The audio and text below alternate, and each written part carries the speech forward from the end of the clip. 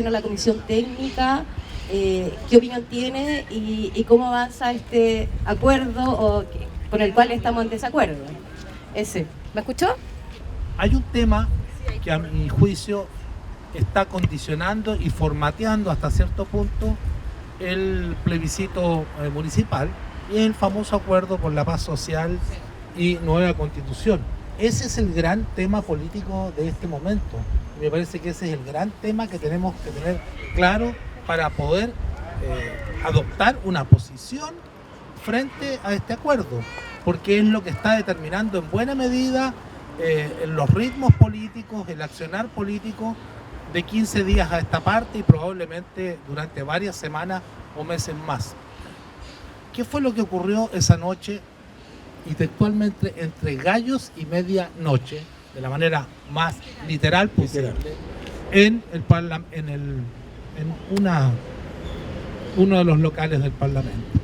En primer lugar, esa no fue una reunión del Parlamento, no fue ni una reunión de la Cámara de Diputados, ni del Senado, ni menos del Congreso Pleno.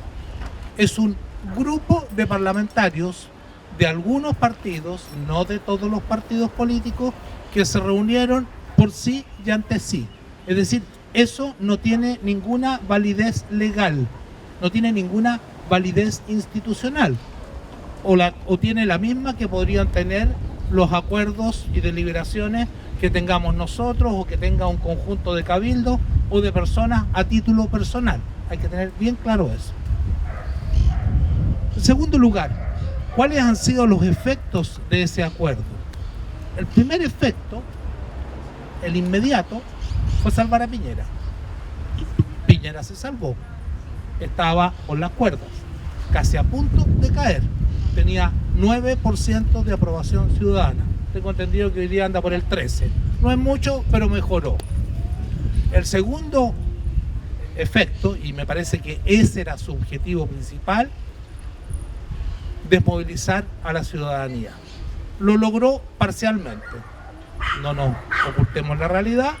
Las movilizaciones han bajado un poco respecto de lo que fueron durante las 3 o 4 primeras semanas.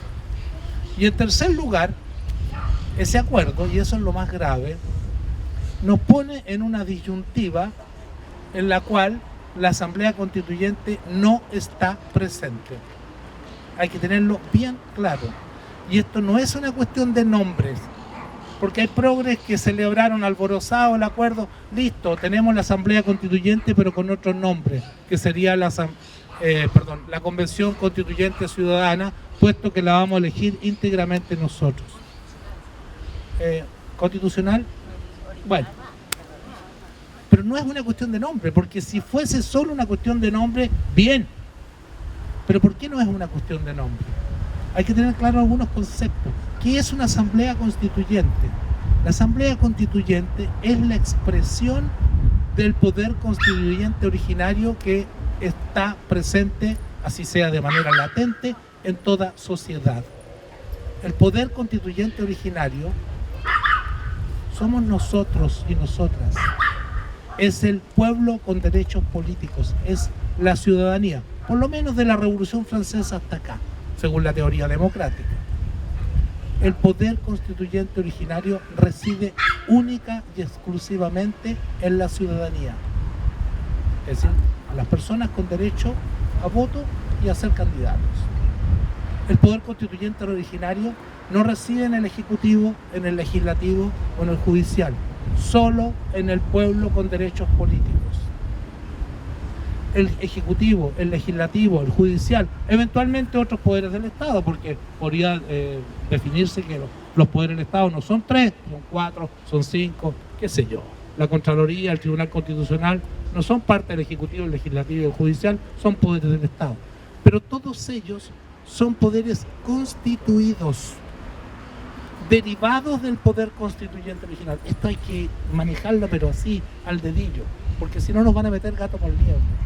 Entonces, la Asamblea Constituyente es un organismo libre, soberano.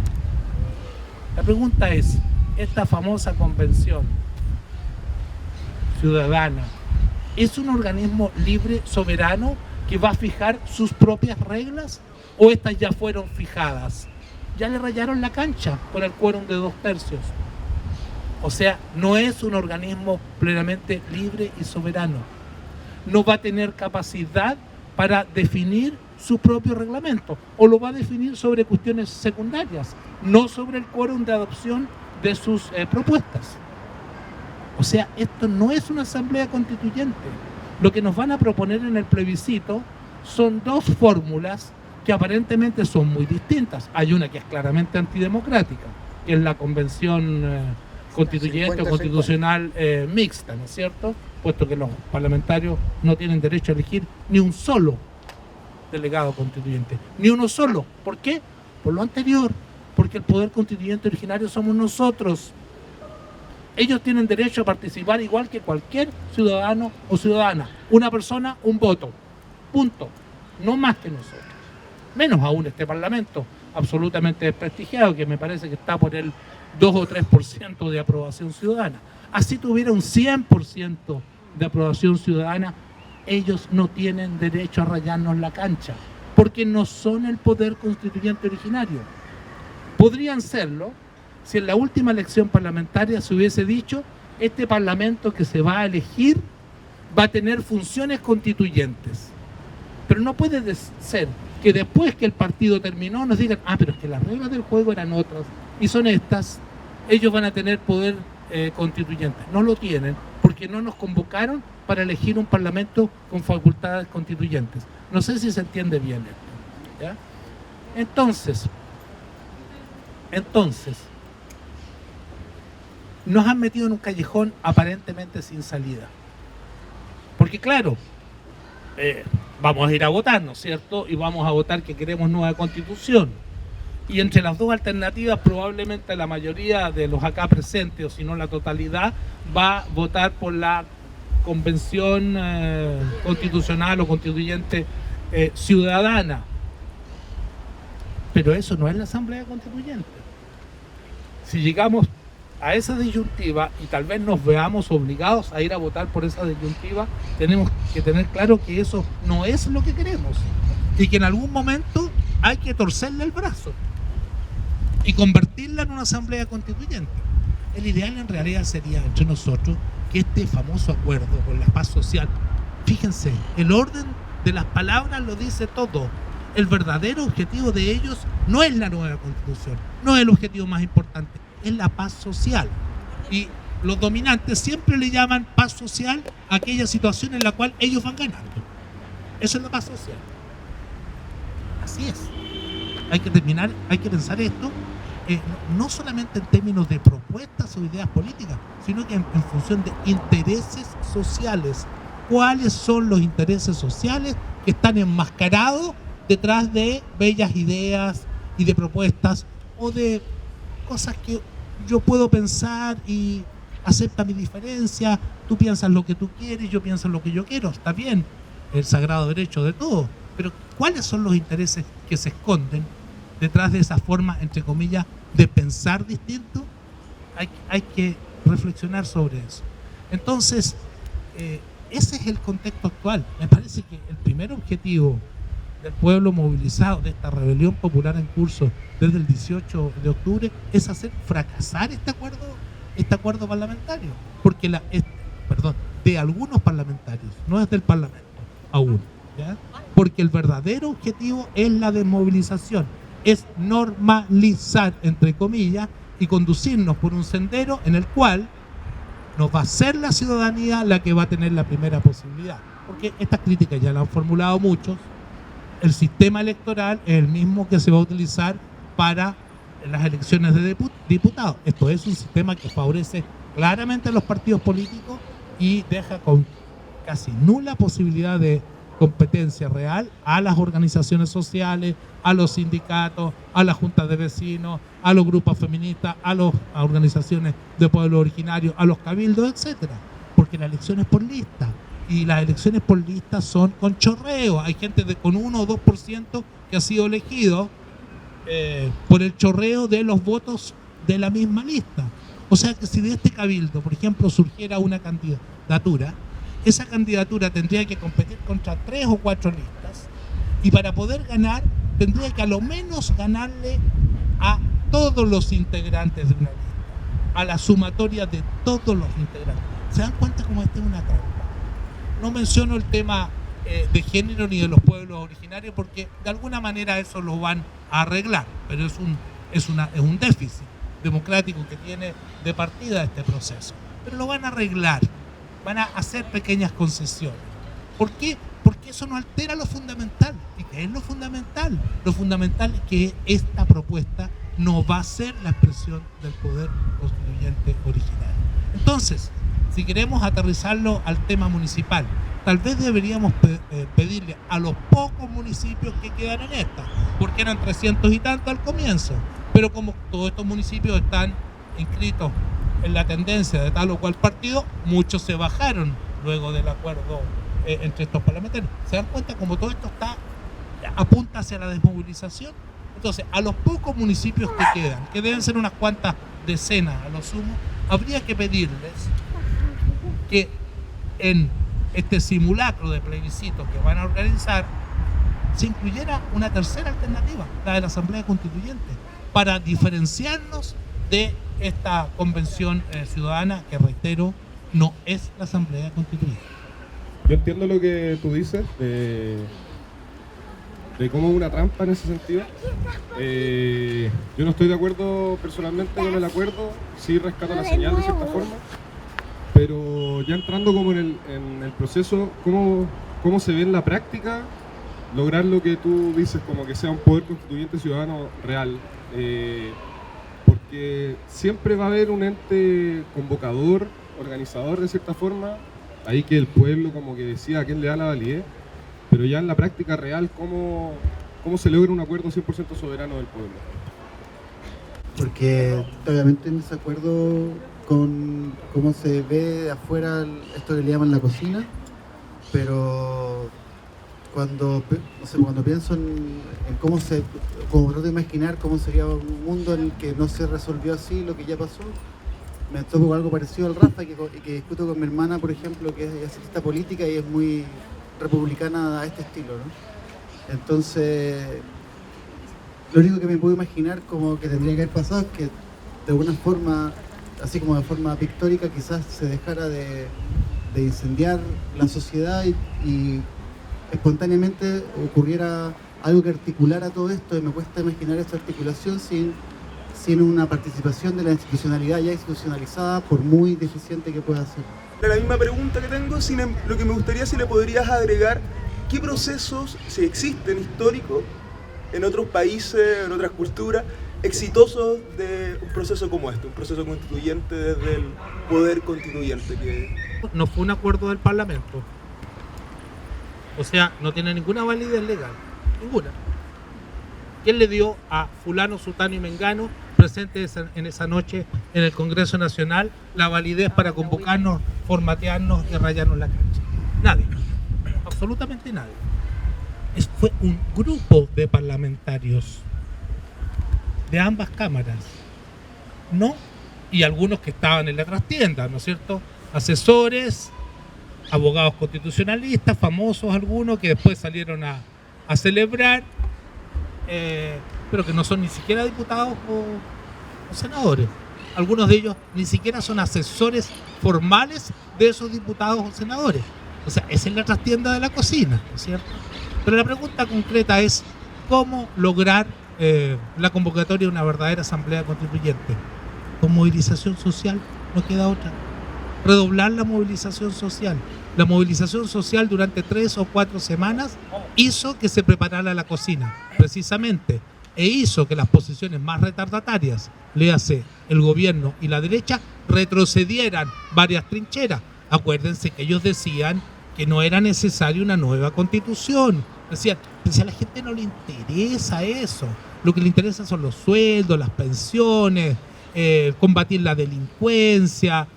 Estas cosas constitucionales no le interesan a nadie. Pues bien, tuvieron que retroceder.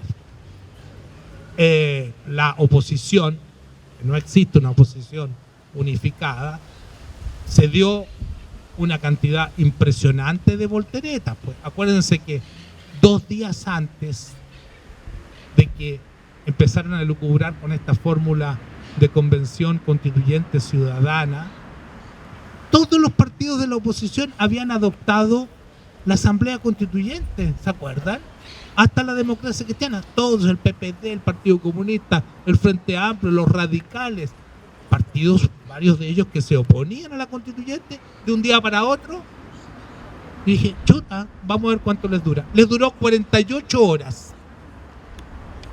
48 horas y luego aceleraron la cocina. Entonces, ¿por dónde podría ir la cosa?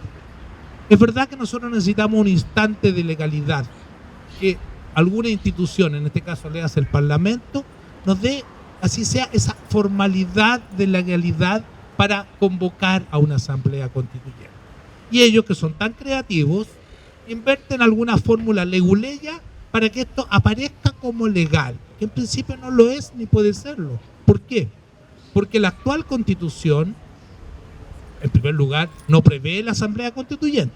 Jamás Jaime Guzmán se le iba a ocurrir colocar eso en la Constitución. En segundo lugar, ni siquiera prevé la elaboración de una nueva Constitución. Solo se prevé la reforma de esta Constitución. Así de pétreo es de cerrados el camino. Pero los abogados y los políticos profesionales, bajo la presión social, de una gran presión social, bien sabemos que son muy creativos y ingeniosos. Entonces lo que tenemos que hacer nosotros es no abandonar la calle, no abandonar las movilizaciones, no abandonar las reflexiones de los cabildos y elevar esto a un nuevo nivel. Por ejemplo, una posibilidad sería pedir que para el plebiscito que se realizaría en abril, esté incluida la fórmula de la Asamblea Constituyente, que, reitero, no lo está. Que no nos pasen gato por liebre. Esta convención ciudadana no es la Asamblea Constituyente. La Asamblea Constituyente debe ser, para ser tal, libre y soberana. No existe ningún poder por sobre la Asamblea Constituyente. Esta tiene el derecho, con el acuerdo ciudadano, evidentemente, en un plebiscito final, de reformular completamente el Estado. Por ejemplo, una constituyente podría decidir que el futuro Parlamento es unicameral y no bicameral. Podría decidir que los poderes del Estado no son 3, son 5.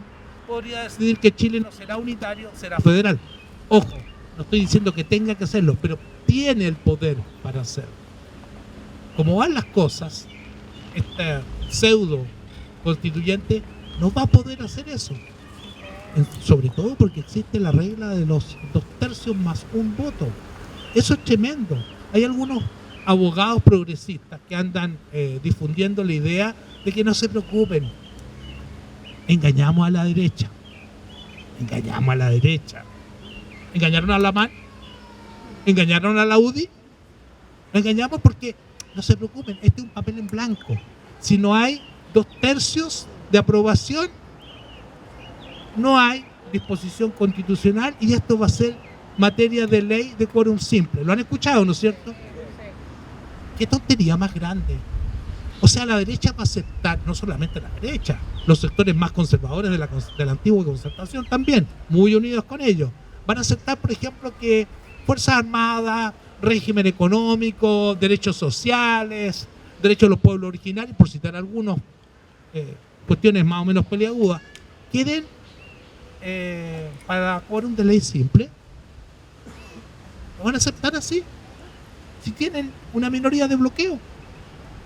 Incluso algunos con el tejo pasado, como Alamán, dicen, si no hay acuerdo de 2/3 más 1, sigue vigente el capítulo o el artículo correspondiente de la Constitución de 1980. ¿Se fijan? Entonces, esta cuestión es bien grave, porque la casta política está jugando con fuego. Lo que buscó fue desmovilizarnos. Parcialmente lo han logrado, solo muy parcialmente. Es probable que durante los meses del verano baje aún más la cosa. ¿Pero qué va a pasar en marzo y abril? Es muy probable que se produzcan nuevos estallidos, porque si uno examina bien, ¿qué han concedido?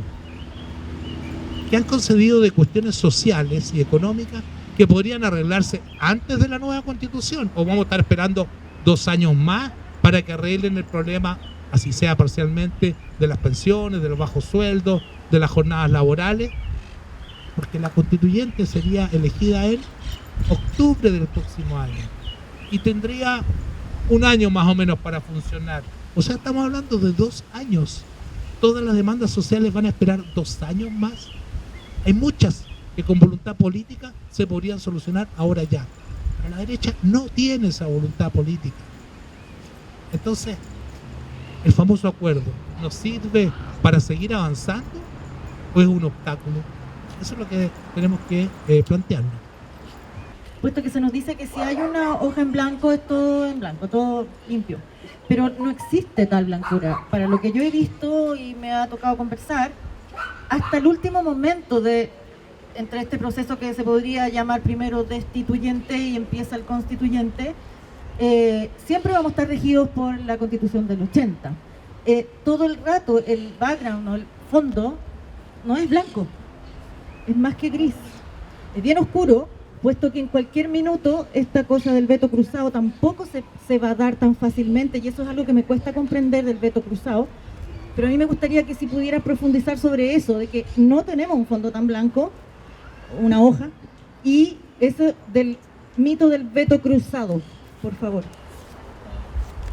Entonces, y la realidad existente sigue operando a menos que haya una correlación de fuerzas y que eso se ratifique en el ámbito constitucional, que opere en sentido contrario. Por lo tanto, a lo menos durante 2 años no tenemos hoja en blanco. Sigue vigente la constitución actual, que es la constitución de Pinochet / Lagos. Eso lo sabemos bien. Y tu segunda pregunta, perdón, ¿cuál era? El veto cruzado. Sí, efectivamente existe un veto cruzado. O sea, la posibilidad. Si ellos nos vetan teniendo 1/3 de los votos, nosotros podríamos hacer lo mismo. Pero ¿cuál es el resultado de eso? ¿Es la constitución que nosotros queremos o es la continuidad de lo actual? Entonces vamos a tener una constitución mínima, como algunos plantean, grandes principios generales, como la constitución de Estados Unidos, ¿ya? ¿Nosotros queremos eso? ¿Queremos una constitución en que se hable de libertad, igualdad, fraternidad, de bellos principios? Sí, este es un Estado de derecho social. ¿Y? Bueno, pero ¿y la letra chica? Pero si este es el país de la letra chica, necesitamos asegurarnos que la letra chica corresponda a nuestras aspiraciones. Si no, todo va a quedar en nada. Se van a reír de nosotros. No va a cambiar nada, o muy poco. Van a ser reformas cosméticas. No nos sirve una constitución mínima, tipo norteamericana. ¿De qué sirve, por ejemplo, de que se diga en la constitución de que los recursos minerales y naturales, ¿ya? El cobre, el litio, lo que sea, ¿no es cierto?, el agua, son de propiedad imprescriptible del Estado chileno? Si en la misma constitución, y eso sería la letra chica, tenemos acápites o capítulos que aseguran que esos recursos pueden ser entregados en concesiones a transnacionales o empresas privadas. ¿De qué nos sirve? Entonces, a lo mejor vamos a tener la primera parte en la nueva constitución y no vamos a tener la letra chica. Y la letra chica va a quedar para leyes de quórum simple. Y vamos a ganar esas leyes de quórum simple. Perdón. ¿Cuándo se desnacionalizó el cobre? ¿Cuándo? ¿En qué época? ¿Lo saben o no? En los 90. No, bajo Pinochet. Si cuando terminó Pinochet, solo el 8 o 10% de la gran minería estaba en manos del capital transnacional. ¿Quién desnacionalizó el cobre? Esto es indesmentible, ¿eh? Fue la Concertación. Elwin, Frey, Lagos, Bachelet. Ellos. A lo mejor Piñera agregó un poquitito más. O sea, más del 60% de la producción de cobre hoy día está desnacionalizada. No es que le devolvieran los minerales nacionalizados por Allende a la Quénica o Talanaconda, no, eso sigue en manos del Estado y gracias a eso podemos vivir más o sobrevivir.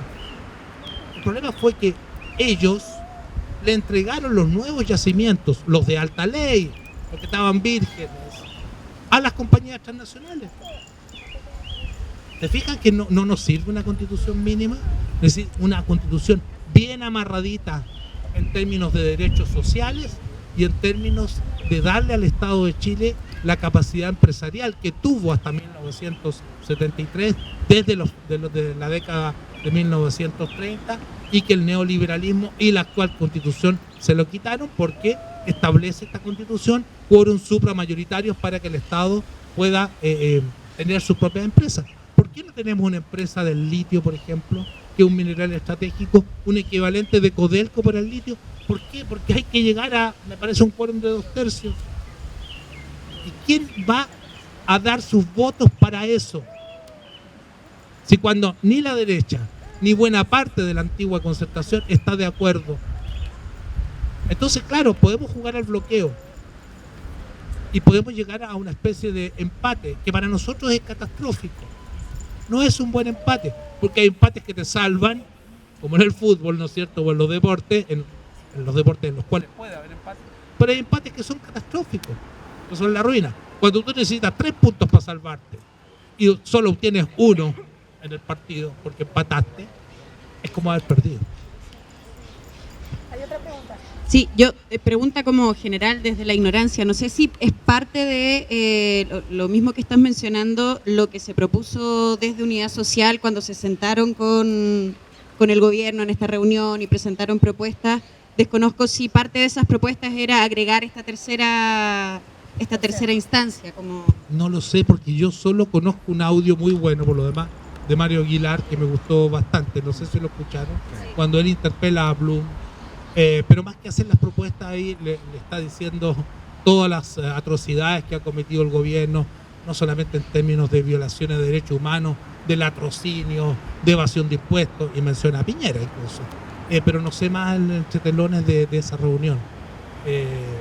Pero bueno, las propuestas de Unidad Social están visibles, ¿eh? Y el rechazo y la propuesta de Asamblea Constituyente que hace Unidad Social, no estando 100% de acuerdo con ella, me parece que hay puntos que faltan por precisar, me parece bastante bueno, y coincide con cuestiones que desde el colectivo en que yo participo, el Foro por la Asamblea Constituyente, venimos planteando desde hace años y que está en la web, en libros, etc. O sea, eso va por buen camino, digamos, por lo menos en términos de propuesta. Acá hay otra pregunta, según yo, aquí y ahí ahora. Sí. 2 preguntas y cerramos, ¿les parece? Sí. Ya. 3 preguntas. 4. Hola.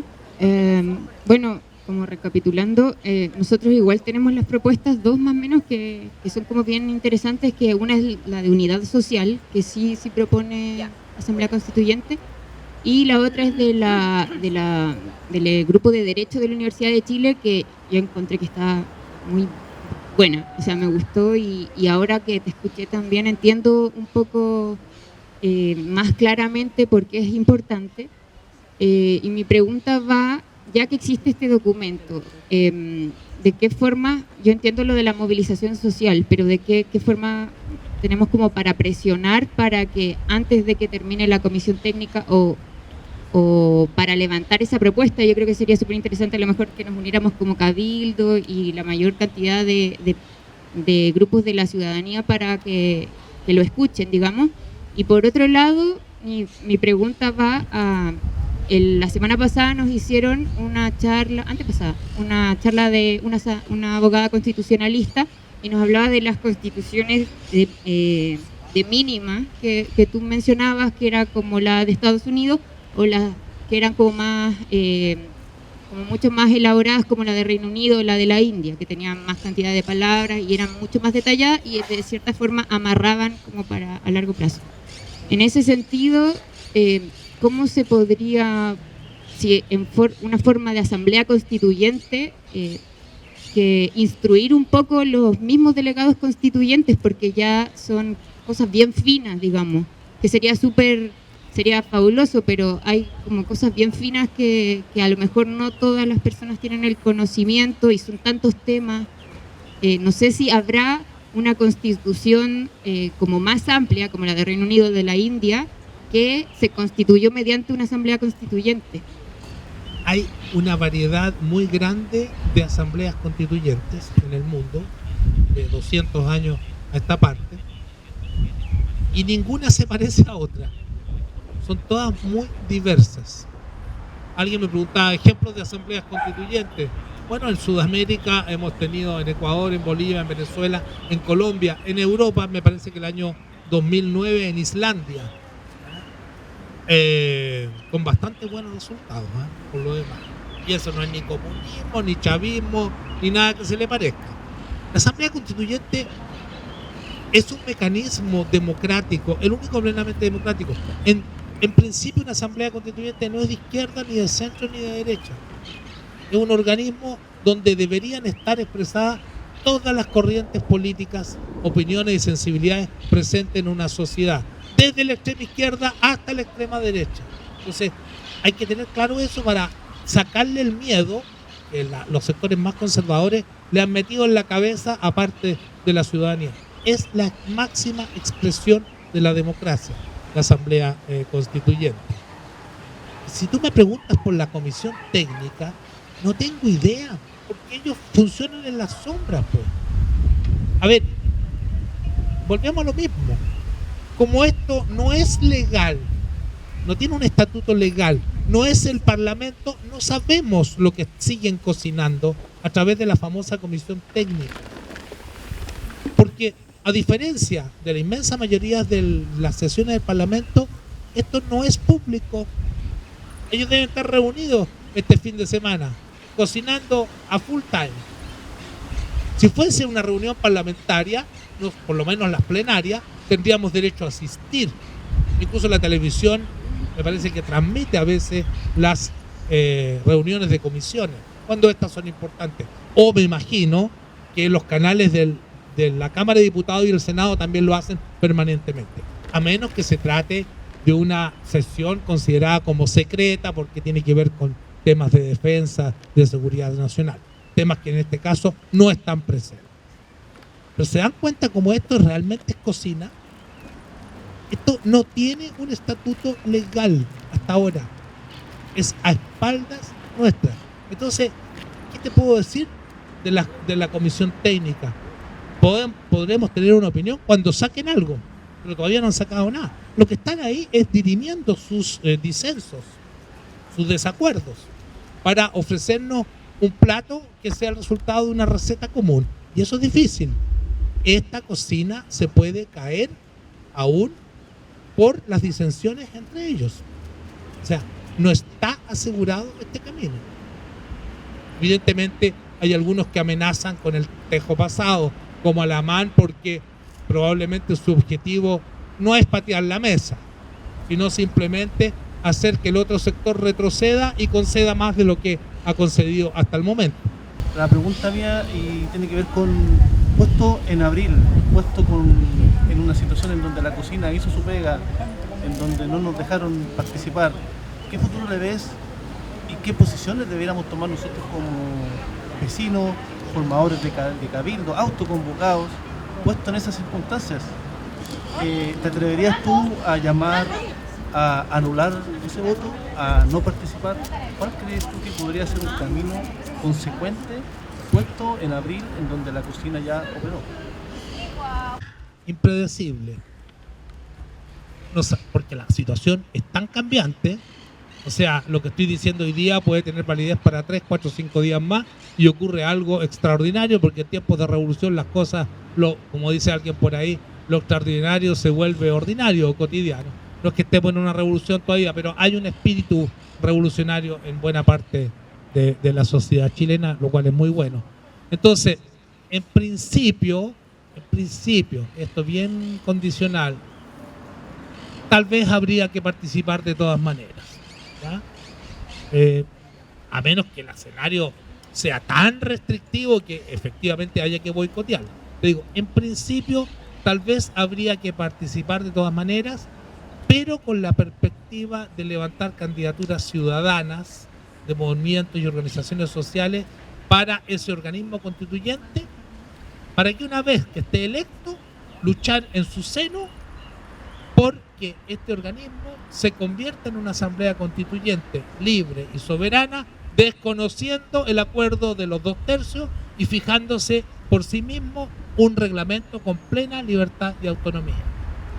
Pero ojo, desconociendo el quórum de los 2/3 por el solo hecho de que fue prefijado por un organismo que no tiene competencia para rayarle la cancha a la Asamblea Constituyente.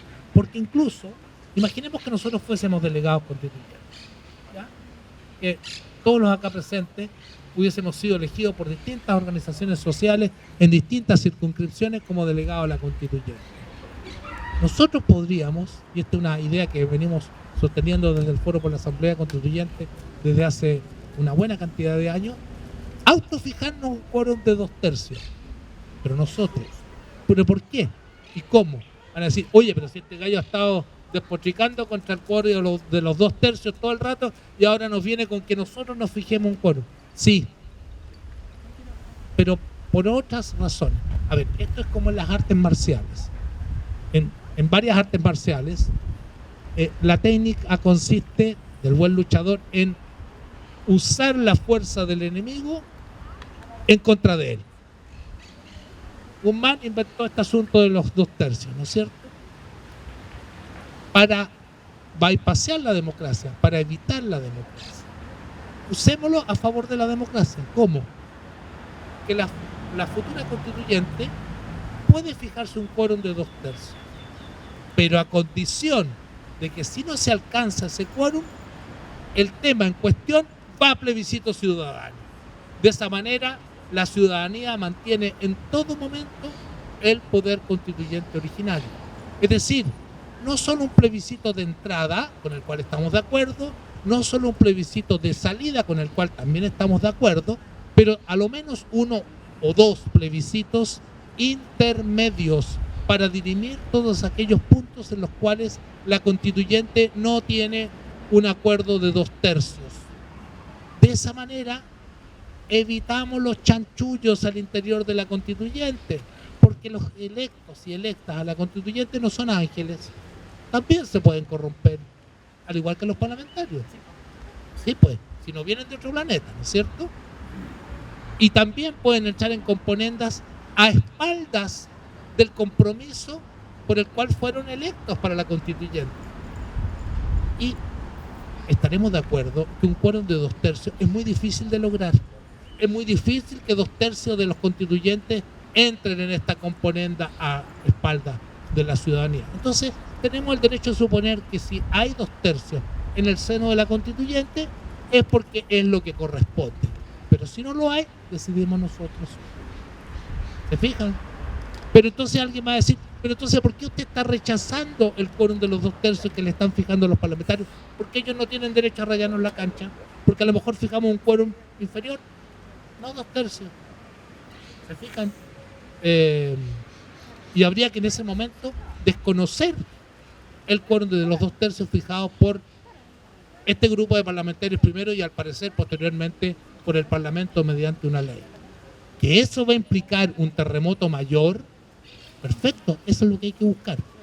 Lo que algunos hemos venido denominando desde hace años una ruptura democrática. Nosotros tenemos que ir hacia una ruptura democrática contra esta institucionalidad que no es democrática y que fue impuesta de manera fraudulenta por la dictadura en el plebiscito de 1980. Ruptura democrática. Y podríamos lograrla de esa manera teniendo una presencia lo más fuerte posible en el seno del futuro organismo constituyente, cualquiera que sea su nombre. Quería aprovechar de preguntar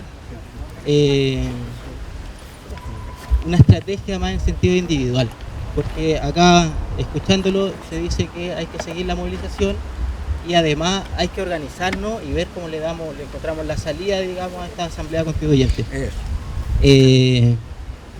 Con respecto a eso, ¿cuál cree usted, la manera individual de la persona con todo lo que conlleva el desgaste, digamos, cuál es la estrategia donde uno debería canalizar la energía teniendo estos dos escenarios de la movilización social y, digamos, la organización? cambiándote del coro a la U. Yo creo que cada uno tiene que hacer lo que le gusta más y para lo que siente que tiene mayores capacidades. Oye, si yo que soy viejito estoy en decenas de lugares distintos y voy a las movilizaciones, no en la primera línea porque ya no estoy en condiciones de estar en la primera línea, pero tal vez en la tercera, puedo hacerlo, tú que eres joven perfectamente, pero o sea, eso no te lo tengo que decir yo, cada cual sabe dónde puede aportar más y dónde se siente más cómodo. Si hay gente que solo está en condiciones de cacerolear, que cacerolee. Pero yo creo que aparte, digamos, de estas acciones individuales o colectivas a las cuales uno se sume, estas instancias de reflexión son fundamentales. Yo creo que estas son insustituibles. Porque ¿qué sacamos con tener millones de personas en la calle si el día de mañana, como están tratando de hacerlo, en una especie de paso o maniobra mágica, sacan un conejo de la manga, o un gato más bien dicho, y nos lo hacen pasar por liebre? Entonces tenemos que estar claros políticamente. Entonces la autoeducación es muy importante. Y quiero hacer una oferta. Nuestro colectivo es un colectivo pequeño, el Foro por la Asamblea Constituyente, pero que existimos desde el año 2013. Ofrecemos charlas, cursos de formación, material. Nosotros realizamos en el año 2015 una escuela constituyente que duró 3 meses y medio, fueron 17 sesiones, todos los días sábados. Todo eso está en YouTube, ¿ya? Las clases de los profesores, con las preguntas del público, todo eso lo tenemos en YouTube. Lo podemos poner a disposición, me dan un correo que a su vez lo redistribuya, pero además podríamos organizar una escuela constituyente. Estamos pensando en llamar a los antiguos alumnos, por decirlo de alguna manera, las personas que participaron en esta escuela constituyente, a un cabildo, pero un cabildo que no sea un cabildo teórico sobre los grandes temas, sino que sobre la coyuntura, sobre el quehacer, sobre qué es lo que hay, cómo hay que votar, por ejemplo, o cómo habría que hacer para participar en las elecciones de delegados al organismo constituyente. Esa es la oferta que les puedo hacer. Gracias. Muchas gracias. Gracias, muchas gracias. Bueno.